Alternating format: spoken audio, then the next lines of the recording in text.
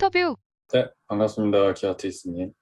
예, 반갑습니다. 네, 내가 상상했던 어떤 이미지하고는 살짝 거리가 있는 것 같긴 한데, 약간의 그런 천진난만한 혹은 장난기 많은 그런 이미지가 또 보이는 것 같아서 한편으로는 또 친숙한 느낌인 것 같기는 합니다.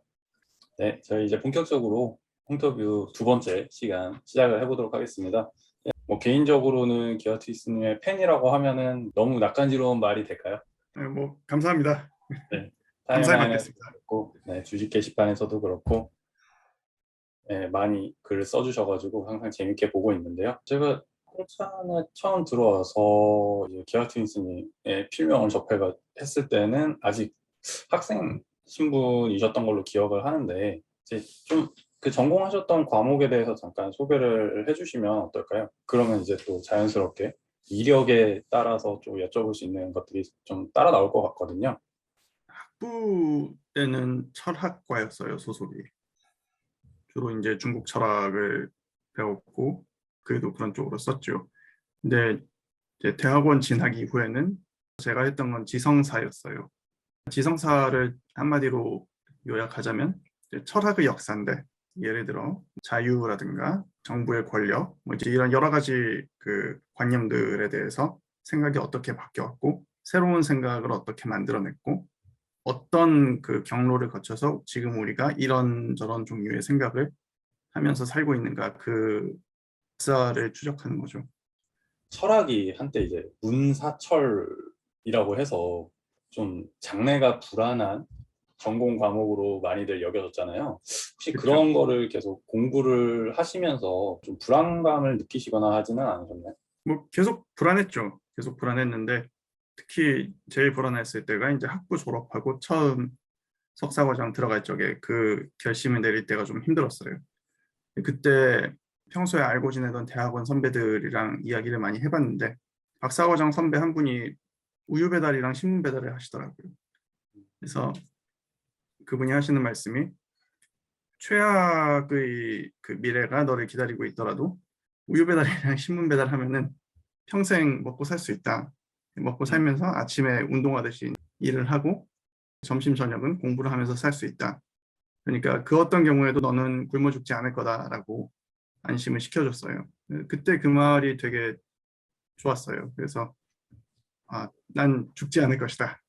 이 길로 가도. 그게 영국이었나요? 한국이었나요? 그때 그게 한국이었어요. 말씀해 주시는 것만 들어봤을 때는 상당한 강철 멘탈 분이지 않았나라는 생각이 드는데, 나중에 그때 이제 그 물어보니까 기억을 못 하더라고요. 아, 혹시 술 드시면서 말씀하신 거 아니에요, 그러면? 예, 이제 술 마시면서 한 말인데. 그때 영향으로 폐지를 죽고 계신 건 아닌가 싶기도. 이제 예, 그런 것도 있는 것 같아요. 그런 것까지 각오를 하면서 공부를 하는 사람들의 마음, 그럼 뭐 태도 이런 거는 어떻다라고 말씀해 주실 수 있을까요? 하다 보니까 이게 덕질이랑 되게 비슷한 것 같아요. 덕질 하다 보면은 누가 그거 한다고 해서 돈이 나오는 것도 아니고 누가 그거 한다고 칭찬해 주진 않지만 근데 하게 되잖아요. 멈출 수가 없고. 저희 분야 공부하는 것도 결국은 호기심의 크기, 관심의 크기, 그게 제일 중요해서 그 호기심이 고갈되지 않는 이상 계속해서 하게 되는 거죠. 그러면 그렇게 한국에서 공부를 이제 좀 더 지성사라는 좀 더 세부 분야로 정하셔서 공부를 하시게 됐는데, 그러면 이제 저는 또 궁금한 게 어떻게 해서 외국에 또 나가시게 됐는지 이런 게 또 좀 궁금합니다. 좀 말씀해 주실 수 있을까요? 예, 이게 한국에서 석사 과정까지 마쳤어요. 그런데 한국에서 첫 번째로 제 석사 과정을 지도해 주시던 지도 교수님이 당시에 은퇴를 앞두고 있어서 어떻게든 그 박사 지도 교수는 새로 찾아야만 되는 상황이었어요. 그러니까 어차피 새로 찾을 거면 뭐 해외에 나가서 찾는 게 더 낫지 않을까 그런 그 아이디어가 하나 있었고 또 하나는 그 당시에 요즘 칼럼 쓰는 걸로 훨씬 유명해지신 김영민 선생 수업을 듣게 됐는데 그 수업 들으면서 이게 물 밖에 대단한 사람들이 많이 있구나. 나가서 그 많이 만나보고 김영민 같은 사람이 되고 싶다. 그런 그 마음이 조금 생겼어요. 그래서 뭐 그래서 결심하게 됐습니다. 그러면 이제 첫 박사 과정을 영국에 진학을 하셔서 하게 됐는데 유학 팁 같은 게 있을까요? 언어가 제일 중요한 것 같아요. 그러니까 음, 뭘 하게 되든 결국은 말과 글로 대화를 해야 하는데 유학생들은 아무래도 다 디버프를 달고 사는 거나 마찬가지거든요. 남들이 시속 100km로 움직일 때 나는 디버프 걸려서 80km로 움직이고 또 이제 현지 학생들 중에는 심지어 버프가 걸려 있는 학생들도 있어요. 그 친구들은 120, 130으로 움직이고 그러면은 좌절감도 많이 느낄 수 있고 되게 힘들어요. 그 몸과 마음이 모두 힘들어요. 그래서 뭐가 됐든 간에 일단 언어적인 측면을 제일 강조하고 싶네요. 디버프는 스스로 알겠는데 버프는 뭐예요, 그럼? 그러니까 타고나기를 잘하는 친구들이 있어요. 예를 음, 들어 나는 엄마가 프랑스인이고 아빠가 독일인인데 뭐 자라기는 영국에서 자랐다 그러면은 화나죠. 그런 음, 친구랑 같이 수업을 듣고 있으면 매일매일 화가 나요. 불수자네. 그렇죠. 혹시 그러면 스스로 어느 정도 속도로 갔다고 생각을 하세요? 대충 비율을 들어주시기를. 저는 한 7, 80 정도로 꾸준히 어, 달린 것 같아요. 그러면 약간 좀 좌절하거나 낙담하거나 했을 수도 있을 것 같은데 혹시 그렇죠. 그런 안 좋은 상황을 극복하실 수 있었던 원동력 같은 거는 무엇이 있었을까요? 온 가족이 같이 갔으니까 내가 그만두면 끝장이다. 이런 절박한 심정이 있었고요. 그리고 주변에서도 많이 도와줬죠. 좋은 선생님을 만났고 좋은 친구들을 만났고 그래서 제가 조금 느려도 앞에서 이제 그 레카차처럼 이렇게 갈고리를 걸어서 이렇게 견인해 주기도 하고 제가 멈춰 있으면 밀어주기도 하고 그래서 주변 사람들의 도움이 제일 컸던 것 같습니다. 그럼 원래 혹시 그렇게 그 유학을 가려고 처음부터 생각하고 계시던 거였어요? 아니요, 이게 뜬금없이 결정된 거예요. 원래는 유학을 가는 하면 가지 않고 그런 거 되게 무서워하거든요. 꼬쟁이들 막 있고 막 저 모르는 말 쓰고 있는데 되게 무서워하는데 그래서 가능하면은 국내에서 하고 싶었어요. 전공이 중국 철학, 동양 철학이니까 굳이 나가지 않는다고 하더라도 나중에 이제 취직할 수도 있고 그렇거든요. 어쩌다 보니까 몇 가지 우연히 겹쳐서 되게 급하게 추진하게 된 결과입니다. 혹시 유학하시던 과정에서 유학을 선택하지 않은 나, 평행세계의 나에 대해서도 생각을 해보셨나요? 친구들이랑 이제 유학하는 도중에 그곳의 친구들이랑 이야기를 하다 보면 못해도 두세 번 정도는 다들 진지하게 이 짓을 그만두고 뭔가 딴 거를 해보겠다 이런 상상을 되게 진지하게 하게 돼요.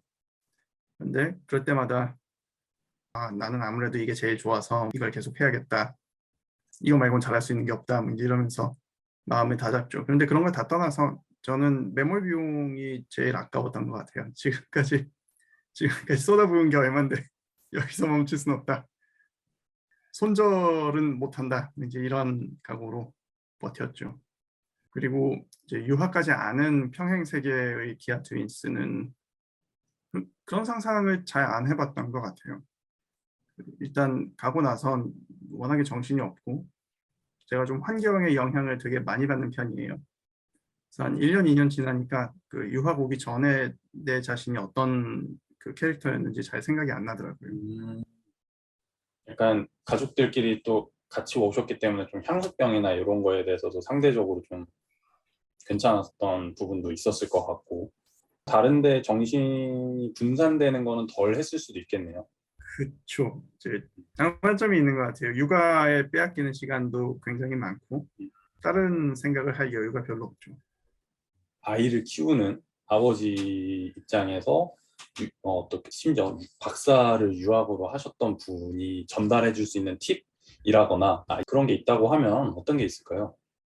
제 지도 교수가 해줬단 말인데 박사 학위 논문 자체가 애 하나랑 맞먹는데요. 그 말을 돌려서 하면은 집안에 애가 둘이 있다는 건 사실은 학위 논문을 두 개를 집필 중인 거랑 비슷하거든요. 내가 대학원에서 학위 논문 하나를 더 써야 되면은 이제 혼자서 박사 학위 논문 세 개를 동시에 쓰고 있는 거랑 비슷해지는 거죠. 그러니까 지도 교수의 조언은 학위 마치기 전까지 애를 낳지 마라. 그런 얘기도 했었어요. 낳을 거면 이제 그 애를 그 길러줄 수 있는 메인 양육자가 너 말고 따로 있어야 된다. 제 경우에는 이제 저희 배우자님이 수고를 정말 정말 많이 해줬죠. 그러니까 제가 논문 하나 쓰는 동안 이제 그분은 한 2개, 3개 이제 쓴 거니까 저보다 더 많은 일을 했다고 생각하고 있습니다. 해외에 있는 동안에는 양가의 도움을 받기도 어려웠을 테니까. 예, 그쵸, 그쵸. 그럼 그분은 어려움들은 어떻게 해결을 하셨나요? 배우자님께서는 총을 쏴서 좀비 머리를 터트리는 게임을 되게 열심히 했었어요. 애들을 재워놓고 좀비들을 머가리를 열심히 깨면서 밤에 스트레스를 풀고. 혹시 그 영화 닥터 스트레인지 보셨어요? 영화상에서 스트레인지가 마스터라는 명칭을 부여받게 되는데 본인에게 마스터라고 부르니까 상당히 안 좋아하면서 나는 마스터가 아니고 닥터다 라고 이야기를 하는 장면이 나오거든요. 이렇게 뭔가 닥터라는 명칭이라고 해야 될까요? 그런 게 기아리 트윈스님에게 갖는 의미 좀 궁금합니다. 인고의 세월을 거쳐서 쟁취해낸 결과물이잖아요. 학위 받고 나면 한 달 정도는 기분이 되게 좋았던 것 같아요. 예를 들어 영어로 이메일을 보낼 일이 있을 때 그냥 기아 트윈스라고 쓰지 않고 닥터 기아 트윈스를 쓴다든가, 학교에 가는데 호텔을 예약할 때 호텔 예약할 때는 꼭 그 타이틀을 같이 넣게 되거든요. 드롭다운 메뉴 중에 닥터가 있어요. 그러면은 굳이 그거를 미스터가 아니라 닥터로 바꿔서 넣는다든지 그런 거를 몇 번 해봤죠. 근데 한 달쯤 지나니까 또 그 의미가 없더라고요. 호텔에 그렇게 예약을 할 때 그걸 네. 쓰면 좀 다른가요? 대우가? 아니요, 다른 건 전혀 없고요. 예약 데스크에서 여권 보여주면은 닥터 기아 트윈스 왔군요. 이렇게 아, 말을 그렇게 해주고. 호칭이 네, 그 정도죠. 그 달라지는군요. 정도. 약간 네, 뽕이 쳤다가 계속 들으면 조금 빠질 것 같, 또한 그런 반응이긴 하네요. 최근에 그 웹툰 조조 코믹스를 좀 재밌게 봤는데요. 그 주인공의 과거형들이 이렇게 한쪽에 쌓여 있고 주인공의 미래형이 이렇게 쌓여 있어요. 그래서 서로 싸우죠. 근데 그걸 보다 보면 현재의 나랑 과거의 나랑 미래의 나가 서로 다른 인격처럼 표현이 되어 있거든요. 저도 살다 보면은 계속 그렇게 느끼는 것 같아요. 지금 어쨌든 학위를 받아서 그걸로 먹고 살고 있긴 한데 과거에 나는 어떻게 이걸 했을까? 이해가 안 되고 늘 고맙고 지금 다시 하라고 하면 현재의 나는 못할 것 같고 그런 기분이 있습니다.